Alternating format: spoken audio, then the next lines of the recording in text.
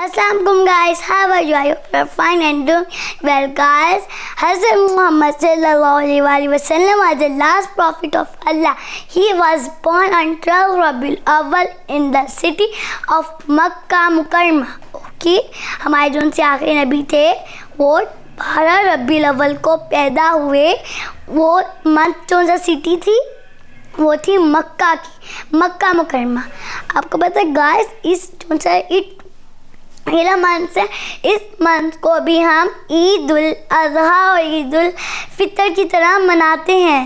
Okay, क्योंकि ये इस मंथ के साथ हम जैसे फ़न करते हैं, इसके साथ साथ हमें प्रे भी करनी चाहिए, मतलब नमाज भी पढ़नी चाहिए, हमें कुरान पाक की तिलावत भी करनी चाहिए. इससे अल्लाह भी खुश होगा, हमारे नबी भी.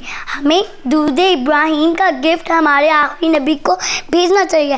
गाइस, आप मेरे से प्रॉमिस करें आप दूध इब्राहीम का गिफ्ट है हमारे नबी को भेजेंगे. ठीक है, भेजेंगे ना? ओके गाइस, अगर आप भेजेंगे हमारे नबी भी खुश होंगे और अल्लाह भी. अगर आपको गाइस हमारी आज की वीडियो अच्छी लगे तो प्लीज़ इसको लाइक करें, सब्सक्राइब और शेयर करना ना भूलें.